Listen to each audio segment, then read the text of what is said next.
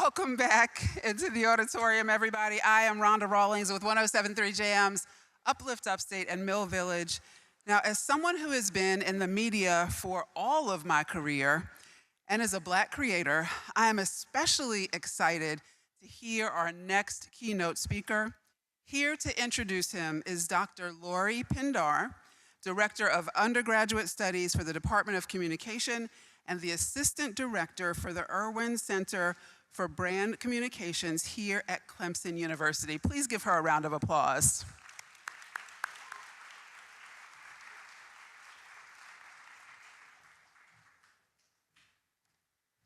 Thank you, Rhonda. I am proud to introduce our next guest speaker, Roland Martin, who is the host and managing editor of Roland Martin Unfiltered, the first daily online show focused on news and analytics of politics, entertainment, sports, culture, from an explicitly African-American perspective. Martin was a senior analyst for the Tom Joyner Morning Show and is the author of 3 books. He has been named 4 times by Ebony Magazine as one of the 150 most influential African-Americans, and News1.com named him as the #1 Black pundit in the country. He has also been named several times to the Root 100's annual list of influential African Americans. He has received over 30 awards for journalistic excellence and spent 6 years as a contributor for CNN and 13 years at TV1 Network, where he played an integral role in building the Black-owned network.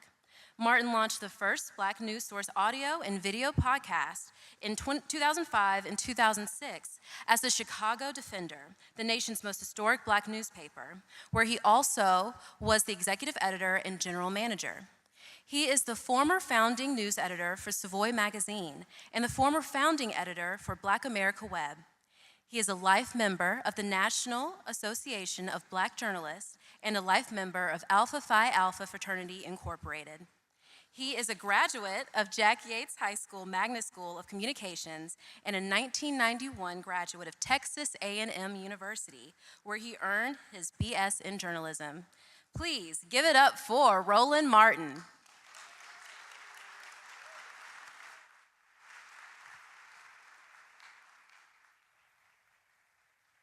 There you go. All right, how we doing? You good? Men of color, how we doing? Brothers, how we doing? All right, got it. Let's see, where are folks from? Just shout out where you're from. North Carolina, Huntsville, Michigan. What did you say, Seattle? Seattle?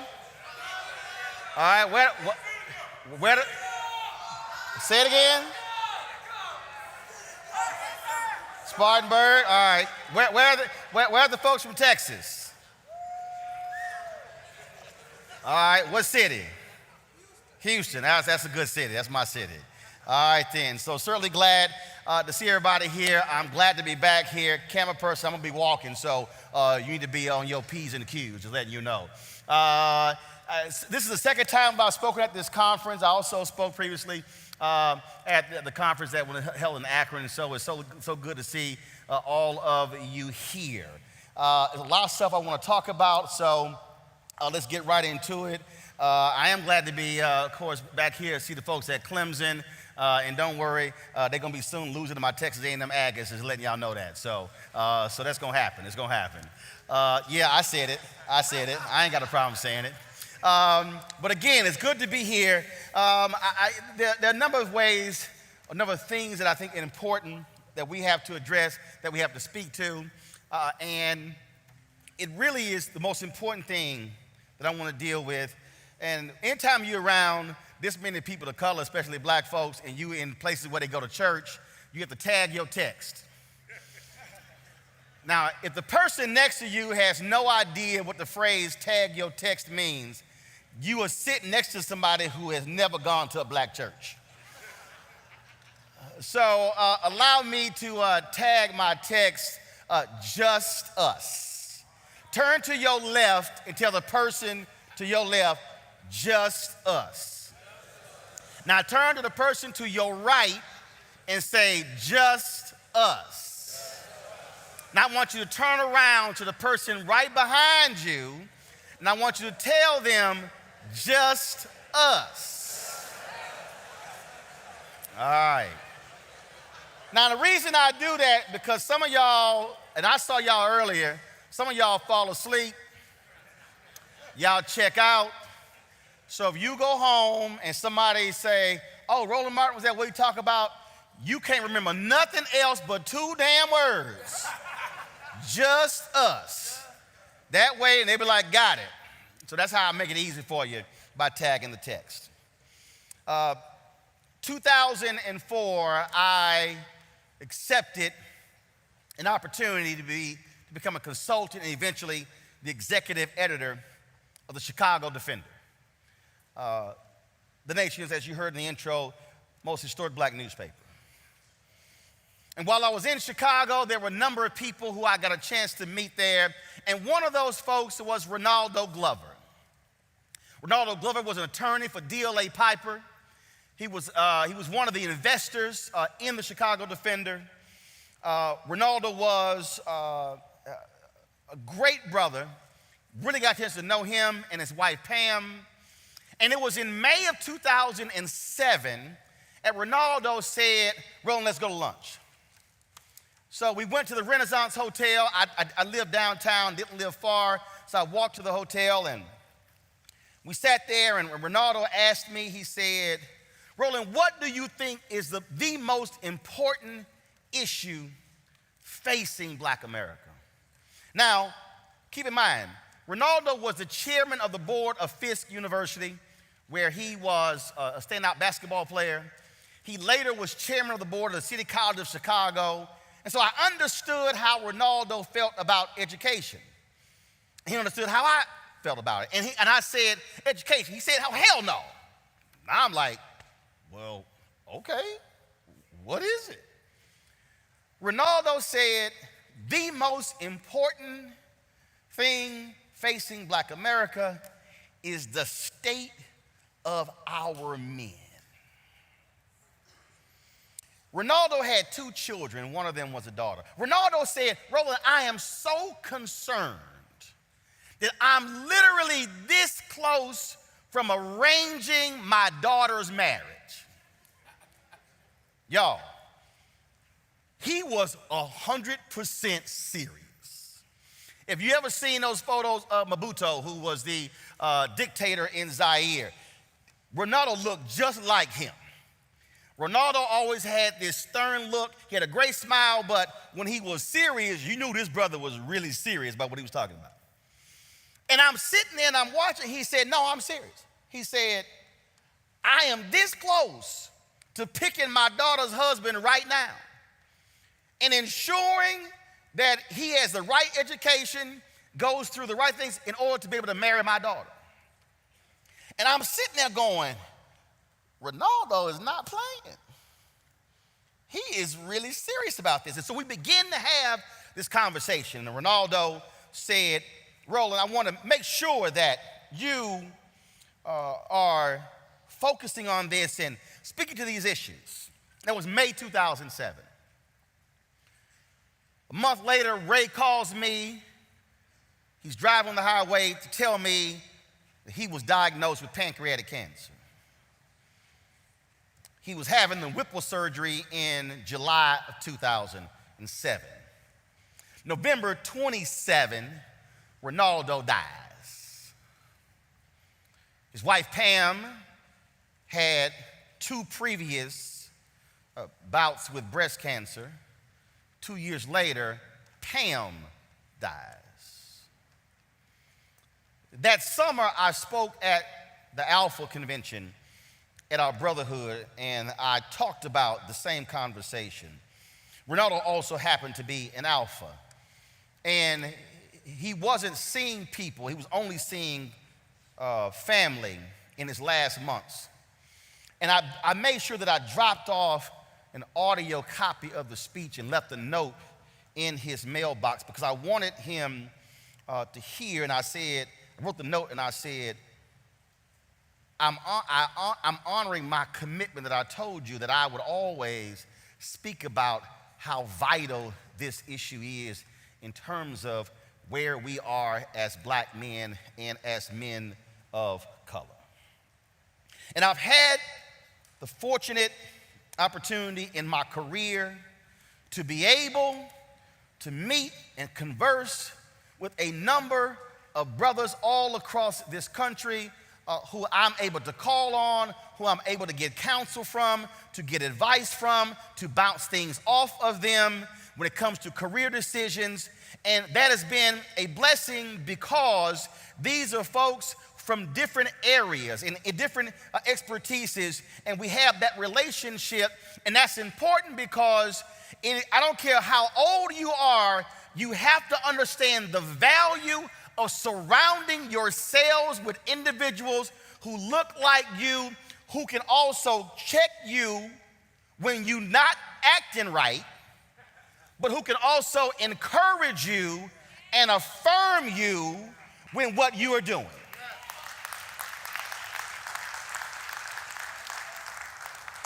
And see, the reason that's so important because you got to be real careful who you allow inside of your inner circle. In the last 2 weeks, y'all might have seen the story of a cornerback for the Dallas Cowboys who was questioned by police about a shooting where someone was killed. The shot came out of the car that he was riding in. He didn't actually come forward after the shooting. It was after they had the videotape that showed who was in the car, then he finally talked to the cops. And a day or two after he talked to them, that's when they made 2 arrests. Here is somebody who literally could have seen his career go up in flames, not by his actions, but by the actions of the people who he was with. I think about Michael Vick. Michael Vick, star quarterback. Michael Vick likely blew $100 to $150 million after he went to prison for dogfighting. And Mike wasn't busted for dogfighting. Y'all got to remember, it was one of Michael's friends who was driving one of his cars who had been stopped by the police. Then they had probable cause to go search the house. They found the drugs in his house that his friend had. That's where they found out the dogfighting operation. Michael had more to lose than his 2 friends. Michael was the last one to talk. His 2 friends cut deals with the district attorney, and Mike was the last man standing. How you the one with more to lose and you the last one talking?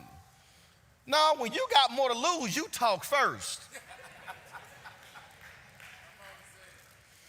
What I'm trying to explain is whether you are black, whether you are Latino, whether you are Asian, whether you are Native American, whether you are white, you have to understand the circumstances of your life can change dramatically in an instance, not because of something you did, but by the folk who you hanging with.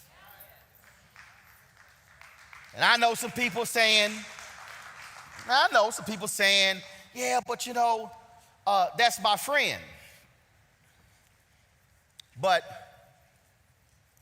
will your friend be in prison with you?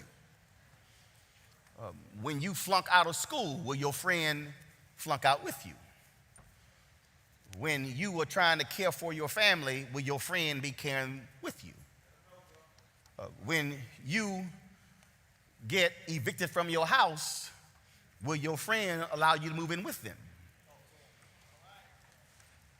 I am lucky in that how I was raised, I was provided the proper discernment by not having certain folk in my life. And I've had no problem in my life telling certain folk to go to hell. I mean, I had no problem. I ain't had no problem. Y'all gotta understand, in my family, I'm the second of 2. My brother is 1 year, 1 day older. We have 3 sisters, it's 5 of us. My mom had 7 brothers and sisters. They all averaged 5 kids. My maternal grandparents had 42 grandkids. On my dad's side, he had 7 brothers and sisters as well.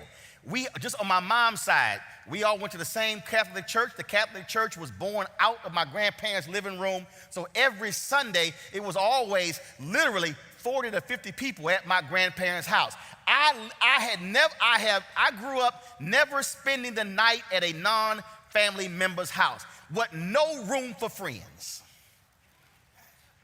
I ain't need friends. I had 37 cousins. I didn't need friends at all. And I ain't like all my cousins. We couldn't stay, y'all don't understand. We couldn't hang with everybody. My dad's like, yeah, no, you ain't going to their house.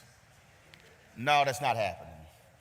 And I know some of y'all sitting here, you're like, man, that's cold, but I want to hang with them. But see, you had better understand the wisdom and the discernment and the knowledge of your mama and your daddy or your grandmother and your grandfather or your aunt and uncle, because there are things that they see that you don't see with your young eyes and your young mind, and there are folk who are trying to save you from mistakes that they may have made and you can't see it. And so here you are like, yeah, but I like him. That's my boy. Then like, yeah, but your boy is going to be a problem. My daddy was real good at pinpointing who was going to be thug today, future number on his chest tomorrow. And he's like, yeah, no, they can't come to the house. And when I say you got to be very careful who's in your inner circle, you got to be real careful who you give your spirit to. That's really important. See, it's some people, and when I say I don't like some people, luckily I'm talking about, that was somebody when today is my wife and I 21st anniversary. And she was the first female staff pastor at Brook Hollow Baptist Church in Houston, the Church Without Walls. And so we got married, and she'd already been on staff. And there were some folk there who were deacons and elders who worked there. And when I joined the church, I was like, yeah, he ain't no good. And there was some folk, and so I remember it was at the church, and they were like, oh, Reverend Jackie, how you doing? He gave a hug. I was like, yeah, he can't speak to me. And it had nothing to do with him giving her a hug. Immediately, I picked up his spirit. I was like, yeah, I can't shake his hand. And y'all gotta understand, I roll that way. I don't like sorry men. I don't. I don't shake the hand of sorry men. I don't say hi to sorry men. I don't wave at sorry men. I don't want your spirit around me. You can just move on to your own divine good. My sister was married to one of them. No, understand. I gave the Men's Day speech at my parents' church, and I said in my speech, I don't like sorry men, like my sister's husband. I don't know why y'all tripping. If God know you said it outside of church, why you fronting in church? And I said, I don't like sorry men. I said, because I was raised by a mother and a father. I had my maternal grandmother and grandfather. I saw my aunts and uncles. I had modeling of what a man, a father, a daddy looks like. And so I simply don't allow it. And so when I say they can't come near me, no, we can't hang, we can't holler, you can't sit next to me, because I don't want whatever is in your spirit coming into my spirit, because there's going to be a clash. And so you literally have to begin to refine and develop that today, because if you are real honest, you know it's some folks you should never get in the car with. You know it's some folks you should never go by their house. You know it's some people you should not be communicating with on social media. And it's talking to you and it's telling you, and you still doing it, and you're sitting here and it's there, and there's something is going to happen, and it may go left and it may go right, and it could very well alter your entire future. I think back to when I was in high school, and cats were like, yo, man, we should skip school. Y'all can skip school. I wasn't afraid of the cops. I was afraid if my daddy found out. Matter of fact, I would have preferred the cops over him. If the cops beat me, that's excessive force. He beat me, that's called parenting. I got in trouble at elementary school, y'all, and I wasn't even in the wrong. They called him. And this is when they had corporal punishment. So the paddle was on the table. Now, mind you, state law limited them to 3 pops. He ain't have no limit. I got lit up by 25. I was like, why did y'all call this Negro? I got lit up because he had no limit. I ain't sit down for at least 6 hours. But I had daddy that didn't play. That's how he rolled. And I'm saying that because what we have to understand when you look at where we are now, when you look at the condition that we're in, when you look at how we are heading, y'all, it's just us. We can't sit here and think there's going to be a cavalry that's going to ride in to save and transform us. No, it literally is just us. It means that you are going to have to rely on those around you to help you. If you are having trouble when it comes to your studies, you're going to have to count on some folks who are sitting next to you to help you get through it. If you go through a broken relationship, you're going to have to rely on the folks, your boys who are riding with you to help you get through it.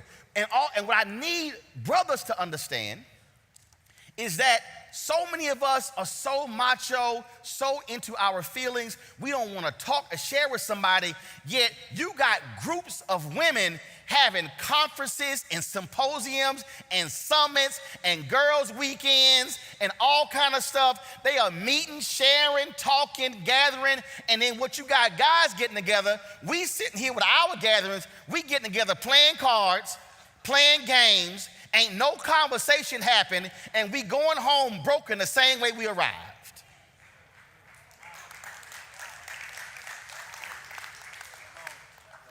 You have to understand that there are very few gatherings like this one here, where you have the collection of men of color who are in the same space, not just listening to speeches or sitting in workshops, but you have an ability to be able to meet, talk, share, and connect with cats who look like you from different backgrounds. That is absolutely rare.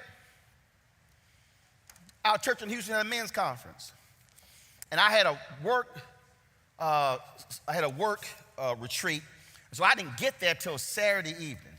So I got there Saturday evening, and they had been playing sports all morning and the early afternoon. So I get there about 4 o'clock, and so they said, okay, we have dinner, then we have the evening prayer session. I said, okay. Mind you, I said I got there at 4 o'clock. Okay.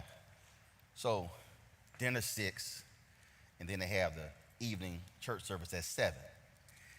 By 7:30, I'm sitting in the back. I'm sitting in the back. And all of a sudden behind me, I see trays of food being brought out. And I'm like, didn't we just eat? And so the trays of food are coming out. And I'm like, what we doing? We're going to be done at 8:30. And then we got some cards, some dominoes, some tonk, we got the TV, and we got some food. I said, y'all play games all day.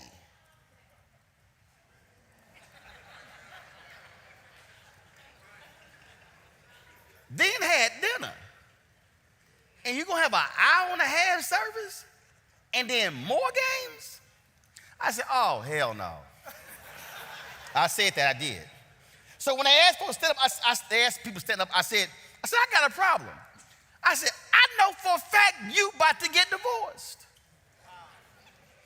I know for a fact you about to break. I went through the whole room. I said, I need to understand, how can y'all come to a church men's retreat and come and play games when you have women who sit you here in order to deal with yourself, and y'all ain't had no real conversations about your stuff, and you gonna go home the same way you came. And what you don't understand is, if you go home the same way you came, the women in your life gonna be upset, and then they gonna question the men's group to say, what did y'all actually do? I was so lit, I didn't even check into my room. I went home. And they were like, yo, bro, why you so upset? I said, because we are doing what men and boys do too often. We spend time playing games and not dealing with our issues.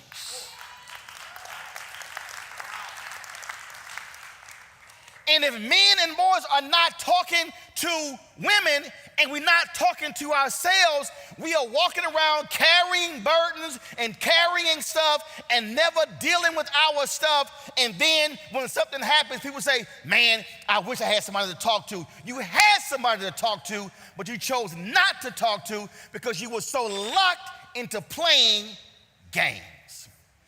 This is not a game. This is life. Ain't no such thing as practice. Every day it is a game. You have got to be dealing with your stuff. You've got to be surrounding yourselves with people who can breathe life into you, who can help you understand what you're doing right, what you're doing wrong. But you are the only person who can choose to make the decision, how am I going to change my life for the better? How am I going to be a better student? How am I going to be a better person? How am I going to be a better family member? How am I going to be a better partner? How am I going to be a better human being? And what I'm trying to tell you is, when it comes down to it, ain't nobody going to come and save us but us.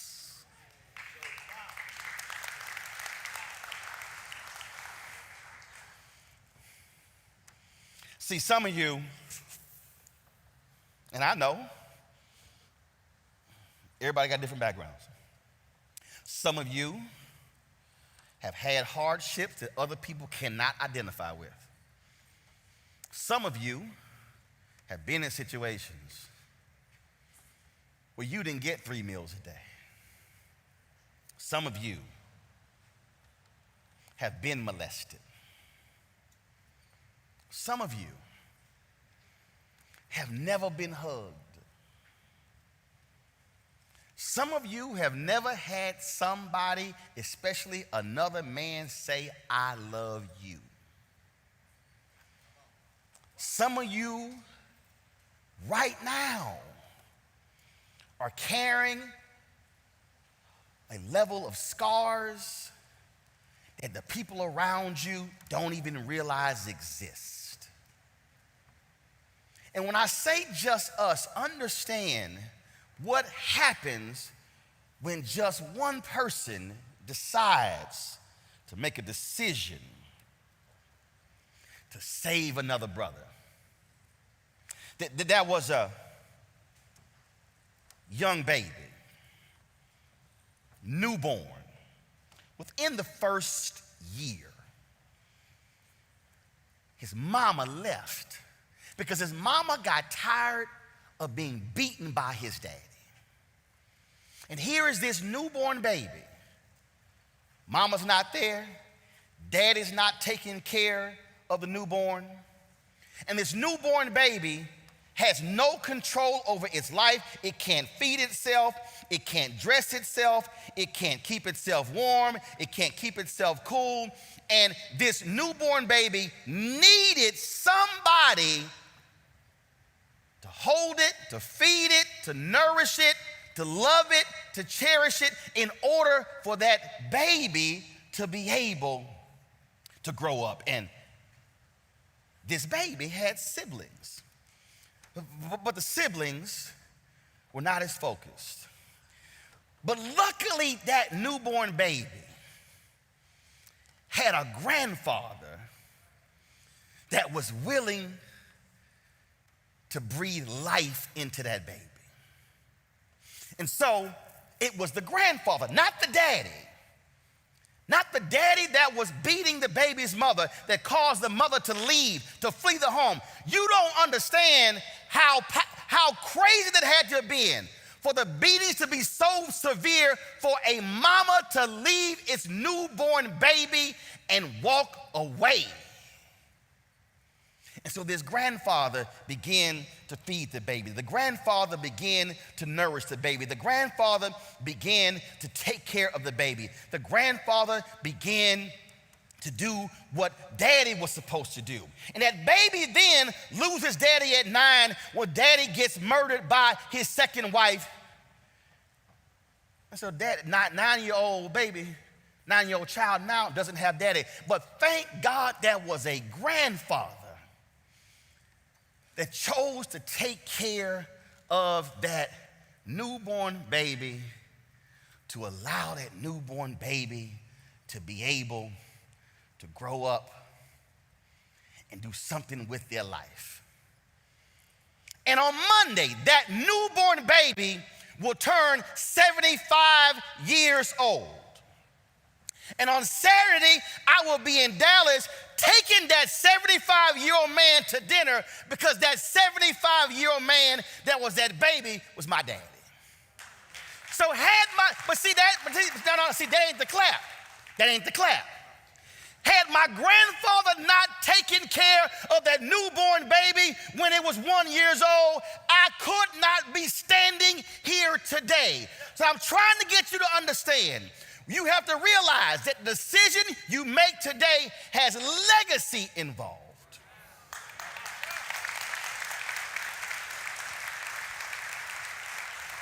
And so whether it's your daddy or your grandfather, whether it's your friend, understand somebody is going to save you or help you to build and grow, and that is going to allow for your children's children to benefit. And so what I'm saying is about us and just us. You have got to understand what you do today affects your lineage.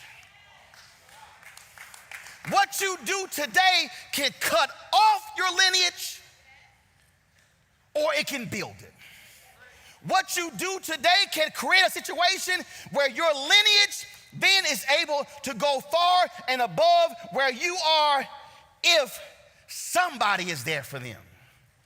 Daddy and mama, when I go to Dallas, are living in the house that I own that's paid off. Daddy and mama moved there, had 2/3 of their debt paid off. Car paid off. Daddy and mama just got back from Vegas.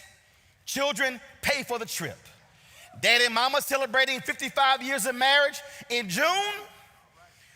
Called me. We going to Puerto Rico with one of my brothers. Fine. Your hotel room's going to be taken care of.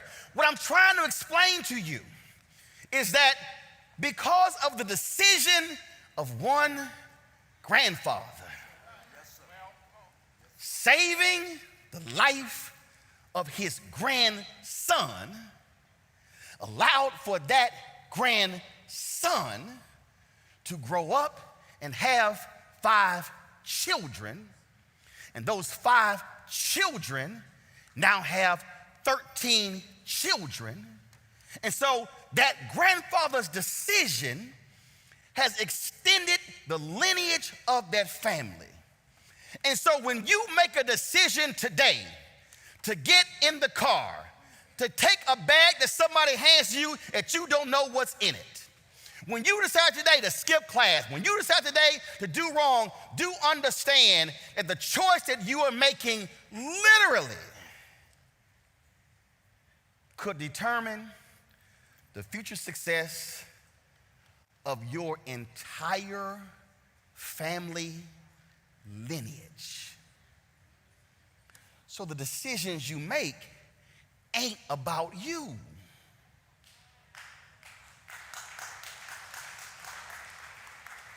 Who you sleep with ain't just about you. How you spend your money ain't just about you. Who you invite into your house, who you hang around is not just about you. When I think back to all of the people who I have come into contact with, I can stand here and say, glad I walked away from that and that. Glad I walked away from her. Because see, that's the other thing as well. I don't care how fine some people are. Crazy outweighs fine.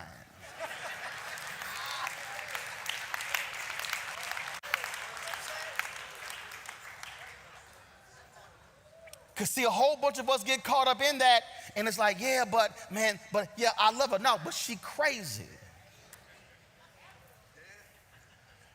But we've got to understand that when you hear the phrase, I am my brother's keeper, that actually means something. And when I say lineage, I want you to read the story of Jonathan and David. David was running away from Jonathan's daddy. Jonathan saw the gifting in David. And Jonathan promised. Jonathan said, David, you must promise that you will take care of my house if I'm no longer here. 3 times he made David agree to that covenant. Jonathan was killed in battle. David becomes king. David says, is there anyone left from the house of Saul?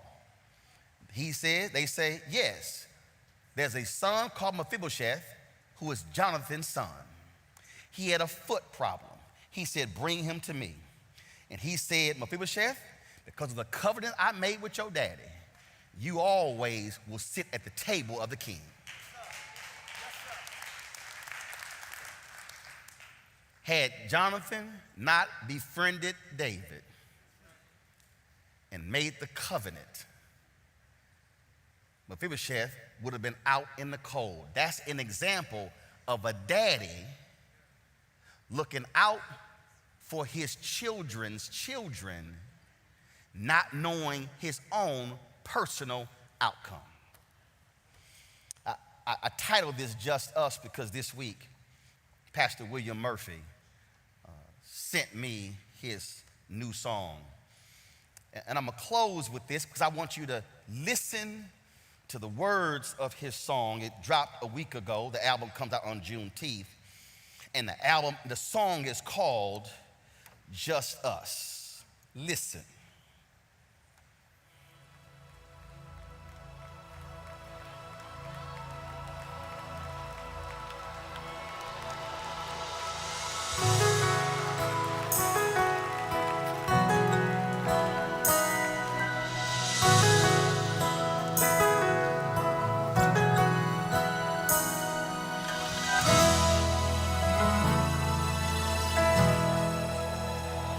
Seek justice, that's the command we have to follow. Defend the orphan, that's the assignment of the season. That is the call, and it's upon us all to learn to do good. God wants righteousness and justice. He wants us to stand against all evil and oppression. He wants us to fight what we know is right. We will obey. Listen, we're all tired of hoping and praying. Tired of hoping and praying. We're so tired of waiting on other people to change. We stand together for justice, and we raise our voices. This is what I want you to say. And even if it's just us, It's just us. still enough of us. We gon' change the world. We will change the world. We gon' change the world. Listen. Seek purpose. Seek purpose. We can't waste another minute. We can't Time waste is another not minute. Waiting. We have to see the bigger picture. We're part of the crowd. We're part of the crowd. So we shouted aloud. It's time for a change. It's time for a change. We won't weary, we won't tire. We will not relent. Yes, we lift the master higher till we are free. This is what we will be. This is our plea. Yeah. We're so tired of hoping and praying. We're so tired of hoping and praying. We're so tired. We're so tired of waiting. Other people to change, so we stand. We want justice. We stand together. And we raise. Even if it's just us. Still, say that There's again. still enough of us. Even if it's just us, there's still enough of us. We gon' change the world. We gonna change the world. We gon' change the world. I was singing this riding in my car, Commissioner. This can't happen again. This can't happen Can't again. be how it is. All we want is a win. This is what we gotta do. Welcome, Jesus. Can't be how it is. All we want is a win. Welcome, even if it's just us. Still enough of, even if it's just us. There's still everybody say, I need to hear your dream center. We gon' change the world. Keep it plain, just bring it down some.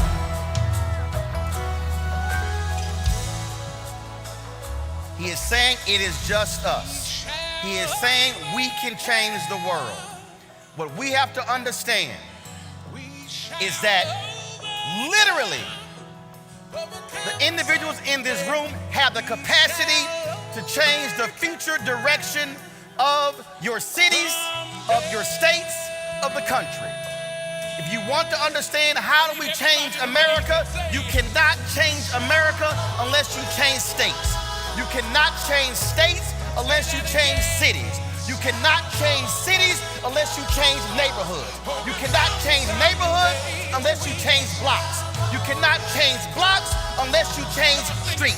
You cannot change streets unless you change houses on the streets. You cannot change houses unless you change one house. In order to change one house, that means one person in that house has to be willing to say, we are not going to keep doing the same thing the same way over and over again. I need every single one of you to understand you have the power, the capacity to be able to change the history of this world if you are willing. If you are willing to be a man of integrity, to be a man of honor, to be a man of principle, to be a man who understands that you cannot do this alone. No one will save any of us. Brothers, no matter where you from, it is just us.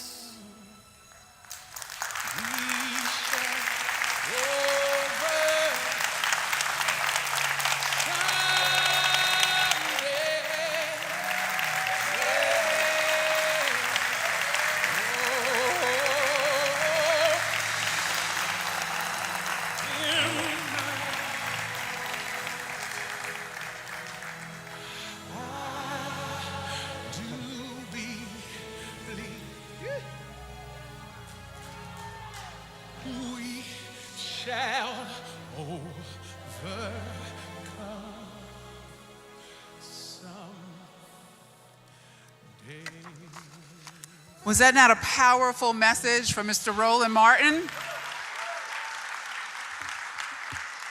Thank you, thank you, thank you.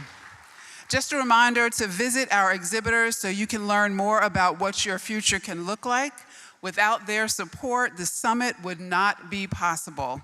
And of course, don't forget to share your photos and thoughts on social media using the hashtag ClemsonMOC. Once again, hashtag ClemsonMOC. I hope you all are excited for the evening event tonight at the AC Hotel. We are looking at some really beautiful weather tonight, full of entertainment with Mac Arnold and a plate full of blues. We also have another great lineup of keynote speakers tomorrow. We'll hear from Jeffrey Brown, the CEO of Ally Financial. Mr. Brown was one of the first 150 members of the CEO Action for Diversity and Inclusion Pledge. Michael Strautmanis, the Executive Vice President of Civic Engagement for the Obama Foundation, will discuss the importance of public leadership and civic engagement among communities of color. Derek Gregg, the Vice President for Athletics and Recreation at Northwestern University, will share powerful principles to live your best life. And last but not least, we will hear from Michael Eric Dyson, who will offer inspirational and practical ideas for improving access and opportunity for students of color. Thank you all so much for coming today. And I believe Roland Martin will be out in the lobby. Thank you.